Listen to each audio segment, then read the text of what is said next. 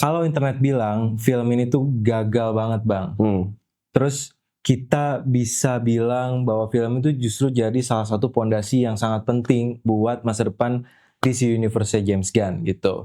Berani nggak kalian nonton sampai habis nih kira-kira? Karena kita bakal ngomongin film ini nih mungkin yang lagi dihajar habis-habisan. Iya, bener banget. Ya kan, di timeline nih. Dan banyak yang gak setuju sama karakternya, sama ceritanya ya kan. Tapi menurut kita nih, ini punya satu kekuatan yang jarang dibahas. Betul. Ya, apalagi kalau bukan Supergirl. Dan ini bukan sekedar membahas film jelek. Tapi ini tuh justru soal kenapa banyak orang mungkin datang dengan ekspektasi film Superman biasa.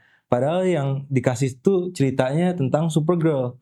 Yang notabene lebih dark, lebih pahit lagi, lebih dalam lagi, dan lebih manusiawi juga gitu. Jadi kalau kalian ngerasa film Supergirl itu ngecewain, tahan dulu bentar. Karena mungkin masalahnya bukan di filmnya, bukan filmnya sepenuhnya buruk, enggak. Tapi mungkin cara kita melihatnya tuh dari sudut pandang yang salah aja. Itu dia. Oke, so let's dive into it.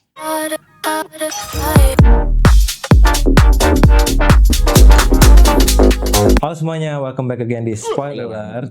Dan sorry kita baru bisa update sekarang karena kita skip selama 2 minggu ya. Parah. Nah 2 minggu ya karena punya kesibukan juga, jadi baru bisa bikin kontennya lagi sekarang. Nah langsung aja bareng gue Tito, gue Aska. So di episode kali ini kita bakal bahas film baru dari Supergirl-nya James Gunn DC Universe gitu. Dan film yang reaksi internet itu lumayan keras juga ya ternyata. Parah. Unexpected banget, lumayan negatif. Bahkan ada yang langsung ngecap film ini tuh sebagai langkah mundur DC setelah Superman kemarin gitu. Tapi seperti biasa, kita spoiler alert nih nggak mau riding the wave. Istilahnya kita mau bongkar kenapa sih film ini kok dinilai sampai gitu ya. Sampai dinilai kayak gitu kan. Atau justru sebenarnya berhasil gini dapat opini dari orang itu ya kan. Benar. Tapi ketutup sama ekspektasi penonton itu. Betul sekali. Oke, kita bahas dari yang paling obvious dulu. So, reaksi internet nih Bang terhadap film ini itu emang gak ramah banget. Fakta banget deh pokoknya. Terus banyak yang bilang filmnya berantakan, tone warnanya juga aneh, emosinya gak dapet. Udah gitu, ada juga yang merasa film ini tuh kayak jadi bukan kemenangan lah buat DC Universe yang baru ini gitu. Ya, tapi menariknya ya dari semua ulasan yang muncul, itu ada pola yang lumayan konsisten tuh. Banyak yang ngakuin kalau performanya Supergirl ini, terutama si Mille Alcock, ya kan, itu kuat banget. Gue sih setuju gitu. Walaupun banyak meme yang kayak ngatain dia kayak gitu, tapi menurut gue secara penyampaian karakternya itu dapat. Dari segi rebelnya, dari segi manusiawinya itu dapat banget gitu. Walaupun karakter mukanya kayak gitu, tapi menurut gue fine aja sebenarnya. Cuman penontonnya pada lebay aja gitu, ya kan. Nah bahkan ketika filmnya dianggap belum mulus itu, karakternya tuh tetap ninggalin kesan gitu. Justru itulah ya sebenarnya. Nah buat gue itu penting Bang, karena justru kalau misalkan karakter utama itu berasa hidup gitu, artinya fondasi filmnya tuh ada gitu kan. Dan di film superhero fondasi karakter itu tuh justru jauh lebih penting daripada sekedar apakah third act-nya meledak-ledak gitu atau justru apakah semua CGI-nya sempurna. Justru pendalaman karakter sih yang emang penting banget gitu film superhero menurut gue sih setuju sih. Kadang netizen ini terlalu cepat nentuin ya kan. Film ini bagus atau jelek dari seberapa rapi package-nya itu, ya kan. Padahal ada film yang mungkin nggak sempurna secara struktur, tapi sangat berhasil buat bangun tokoh yang nanti mungkin bakal jadi penting tuh di DC Universe itu sendiri, ya kan. Dan menurut gue itu yang terjadi di Supergirl ya, justru. Dan ini mungkin bukan film superhero yang paling clean gitu secara keseluruhan ya. Paling crowd pleasing juga atau paling gampang dicintai ya, enggak. Tapi dia tuh punya identity justru, punya ciri khas dan di era film komik yang sering terasa template justru sekarang kan. Kayak emang basic banget lah, tapi justru si Supergirl ini menurut gue fresh. Dan identitas itu justru mahal sih, itulah yang ninggalin bekas lah. Nah gue rasa salah satu masalah terbesar nih di Supergirl ini, orang banyak berekspektasi bakal Supergirl itu adalah Superman versi cewek aja, ya kan, yang harus heroik, terus harus ya Superman banget lah, shiny, harus inspiring lah intinya, benar. gitu. Nah padahal justru versi Supergirl yang dasar dari film ini tuh justru nggak kayak gitu. Kalau di film ini tuh emang menarik garis dari Supergirl Woman of Tomorrow justru komiknya, acuannya. Maka yang kita hadapi adalah Kara Zor-El yang jauh lebih kompleks lagi dibandingkan Clark Kent gitu. Dia bukan simbol harapan yang steril, dia karakter yang emang ngebawa trauma kehilangan dan rasa marah gitu terhadap dirinya sendiri dan kehidupannya. Nah ini poin penting banget nih, Superman sering diposisikan sebagai figur yang dibentuk oleh cinta, ya kan, sama punya nilai-nilai Kansas tuh, ya kan, benar. Karena orang tuanya si siapa? Farmer itulah. Ya. Sedangkan Supergirl itu tuh lebih interpretasinya tuh lebih modern. Jadi sosoknya tuh lebih banyak bawa trauma, luka tentang kehancuran Krypton. Sama dia tuh lebih personal aja. Gitu. Sadar juga kan gitu ya. Karena kita lihat di filmnya kan emang dia udah dewasa kan ya sebenarnya. Jadi lihat langsung. Sementara Clark Kent kan emang Kal-El gitu emang pas masih bayi emang udah dikeluarin dari Krypton gitu. Dan di film ini juga sedikit spoiler.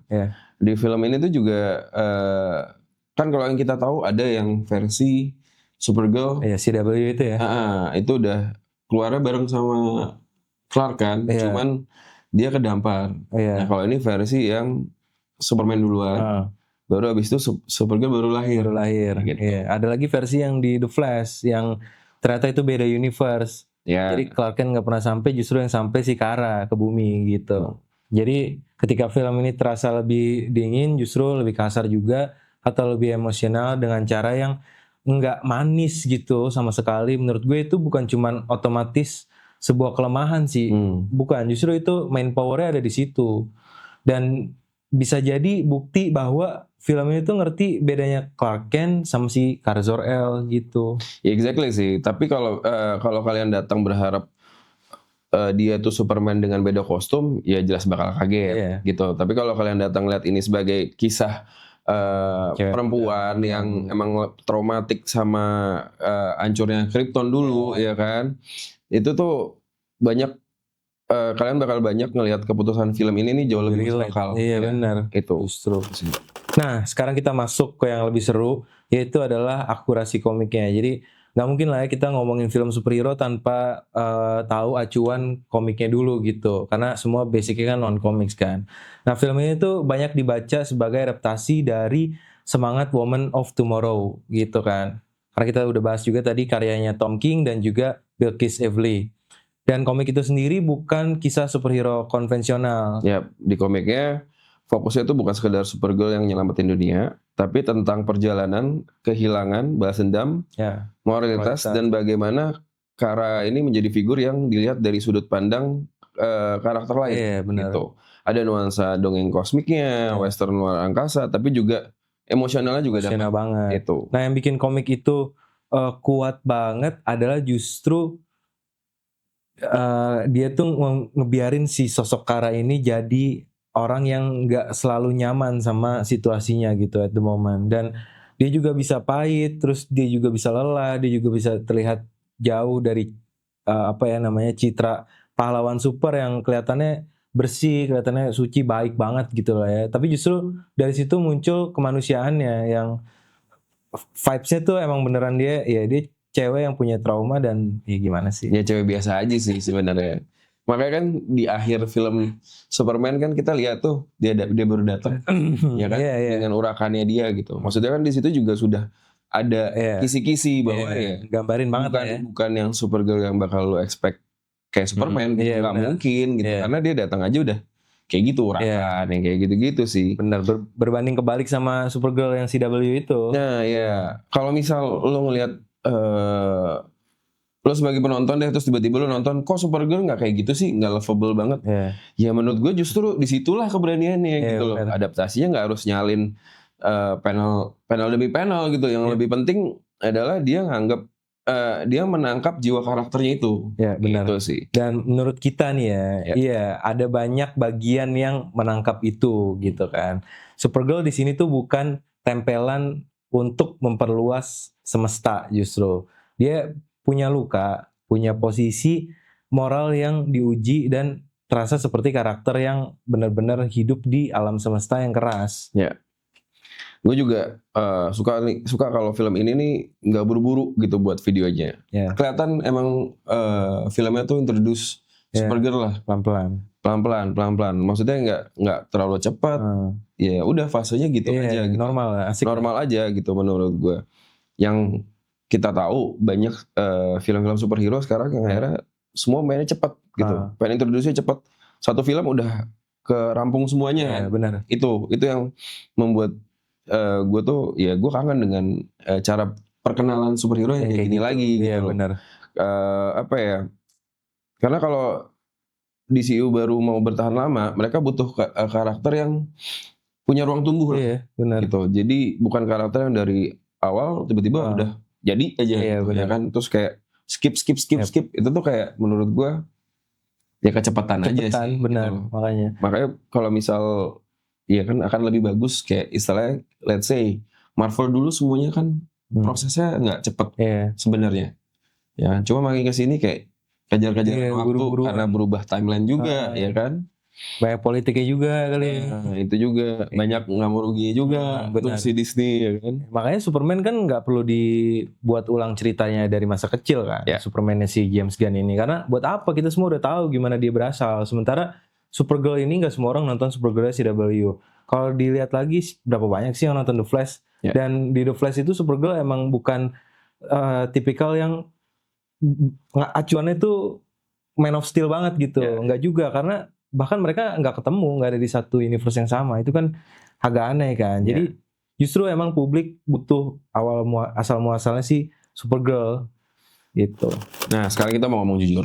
Apakah film ini sempurna? Ya. Belum tentu, ya kan. Bahkan kita bisa ngerti kenapa ada orang yang merasa filmnya nih kok naik turun, ya kan. Terus secara narasi kurang mulus, ya kan. Tapi bagus itu nggak selalu berarti sempurna kan, kan.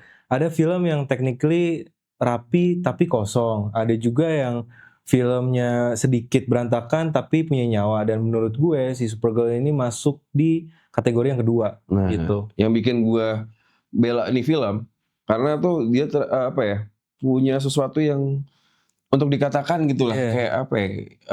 Ada dia tuh gitu. purpose-nya tuh ada gitu loh. Nggak cuman yang kayak dibuat cuman buat ya udah gue udah buat Supergirl gitu kan. Enggak gitu juga gitu. Ada upaya yang bikin Kara ini jadi pribadi yang beda, bukan sekedar ya udah Supergirl yang harus jalan aja gitu. Benar. Dan buat gue ini penting banget di era yang benar-benar shared universe banget ya. Gitu. Karena risiko terbesar dari semesta sinematik adalah semua film mulai terasa seperti episode transisi gitu kan. Nah, meskipun film ini jelas punya fungsi yang dalam ya di DCU gitu, dia tetap berusaha berdiri sebagai cerita karakter yang standalone gitu. Ya, bisa kita lihat juga ada faktor itunya performa. Ya kan kalau memang banyak orang sepakat bahwa Supergirl ini figur pusatnya menonjol, ya kan. Itu artinya film ini sudah mengatakan salah satu peran terpenting, ya kan, yang membuat audiens tertarik mengikuti karakter ini lagi. Benar. Ya kan? Walaupun orang bahas karakternya kayak orang zaman purba lah, gimana. Tapi menurut gue, ya itu jadi hook gitu loh. Kalau misalnya kalian nggak suka, itu salah kalian. Kalian nonton kan, ya mereka nggak rugi juga gitu. Makanya. Terus udah gitu, emang dia jelek, selalu deh lu mau ngomong jelek atau gimana. Cuman kayak gitu aktornya. Tapi dari lu nonton itu, lu masa nggak ada rasa penasaran sih? Iya nggak sih? Kayak ya habis nonton terus lu ngerasa kurang gini-gini. Masa lu nggak ada pertanyaan yang kayak sesimpel yang kita habis nonton ya kan, ini mau gimana lagi? What's next gitu. What's next? Kenapa dibuatnya kayak gini? Ya kan? Pertanyaan itu aja simpel kayak gitu. Itu sih. Sebenarnya not bad loh, cantik lah menurut gue. Maksudnya masih bisa di ya udah gitu. Kalau menurut gue lebih berkarakter sih. Iya. Lebih berkarakter secara facial ya. gini, kalau misal ngomong secara sifat Supergirl yang benar gitu, yang beneran diceritain di sini, menurut gue tuh cocok banget. Iya makanya. Itu cocok banget, menurut gue ya. Woman of Tomorrow ini kan maksudnya. Iya. Itu tuh cocok banget. Makanya gue setuju dengan dia yang meranin gitu. Walaupun pemeran waktu itu calonnya tuh banyak banget. Banyak banget cewek-cewek blondie kan. Iya, apalagi Sydney Sweeney kan pasti orang mintanya. Buat cuman, apa kalau nggak nyambung gitu. Itu sih kayak gak dapet feel-nya. Love-nya tuh gak dapet. Iya, makanya itu dia. Dan jujur aja buat karakter yang nantinya bisa jadi salah satu pilar besar DCU ya, si Supergirl ini, itu kemenangan besar. Gitu, karena superhero universe tuh nggak dibangun cuman dari film yang disukai aja dalam seminggu pula, nggak mungkin kan tiba-tiba dibikin filmnya habis itu kita semua langsung suka, enggak, tapi dari karakter yang ingin diikuti bertahun-tahun justru nanti lama-lama dengan terus muncul dia entah di franchise-nya Batman misalnya atau di mana, kita lama-lama terbiasa dan punya perspektif bahwa ya udah itu Supergirl gitu. Sama aja kalau kita ngomong dulu Marvels, Hulk deh. Iya, si kan? Mark Ruffalo itu. Sebelumnya kan Hulk-nya berubah-berubah. Oh iya benar-benar. Iya kan? Yeah. Itu aja maksudnya kayak ya mungkin dari segi cerita oke ya, Hulk yang sebelum-sebelumnya pun juga oke gitu. Cuman kita kan nggak tahu, belum tahu garis besarnya gimana nih di sini universe yang mau dibuat sama James Gunn. Itu sih. Itu betul. Nah, kalau ini konteks yang menurut gua paling penting di DC Universe. James Gunn kelihatannya nggak mau semua pahlawan itu punya nada yang sama, ya kan? Ada ruang untuk yang lebih terang, terus ada yang absurdnya, terus ada ruang yang lebih pahit, terus ada ruang melankolisnya, gitu kan? Juga. Dan Supergirl itu tuh justru kunci, Supergirl itu adalah kunci. Karena dia ngebantu memperjelas bahwa DCU baru ini tuh bukan semesta yang seragam. Ini bukan semua karakter harus banget gitu ya terasa seperti Superman atau semua film harus punya formula identik, enggak juga gitu. Nah kalau Superman nih wakilin harapan kan, yang dibentuk oleh bumi, keluarganya, terus habis itu ya banyak lah yang dibentuk ya karena dia ngeliat barometernya di bumi kan. Sedangkan Supergirl ini ngewakilin warisan dari Krypton ya kan, yang dia ngerasain hilangnya, terus keterasingannya, terus habis itu sendirinya itu berasa banget lah. Sampai proses nemuin harapan di dalam traumanya itu. Benar. Dan secara dramaturgi itu bagus banget karena dunia di sini jadi punya spektrum justru. Dan itu tuh yang bikin shared universe tuh terasa hidup. Penonton nggak cuman dikasih pahlawan A, pahlawan B, pahlawan C, terus juga yang beda-beda kostum, tapi rasanya sama gitu.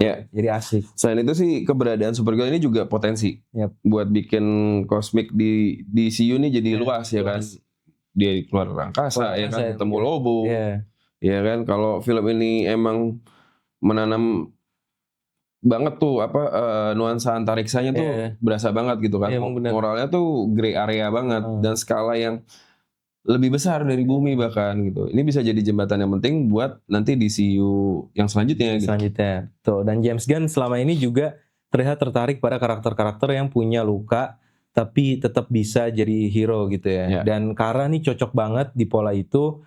Jadi walaupun film ini tuh mungkin nggak langsung diterima semua orang, dia bisa jadi salah satu puzzle yang paling penting dalam proyek jangka panjang James Gunn ini di DCU. Gue rasa sih ini bakal jadi film yang mungkin bisa diapresiasi tapi step by step makan waktu lah intinya. Karena ketika hype terus ekspektasinya dan perang opininya tuh di internet udah ada ya kan, orang bisa ngelihat tuh apa yang sebenarnya lagi dicoba nih sama film ini ya kan.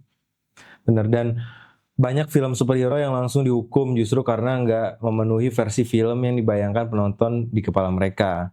Padahal setelah ditonton ulang baru kelihatan deh, oh ternyata ini ya ceritanya kayak gini, filmnya kayak gini gitu. Itu makanya itu juga menurut gue sih itu juga berlaku ya di sini. Kalau kalian masuk ke mindset gue mau lihat Supergirl sebagai karakter yang berbeda secara mendasar dari Superman gitu. Ya film ini jauh lebih menarik gitu loh. Makanya kayak intinya sih menurut gue secara cerita deliver banget.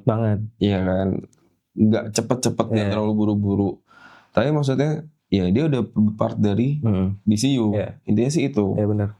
Dan bahkan beberapa kekurangan yang tadinya terasa ganggu banget, akhirnya bisa kebaca sebagai bagian dari identity dari filmnya ini gitu kan. Dan emang lebih kasar aja, lebih bikin gelisah, terus juga lebih kayak uncomfortable sih sebenarnya.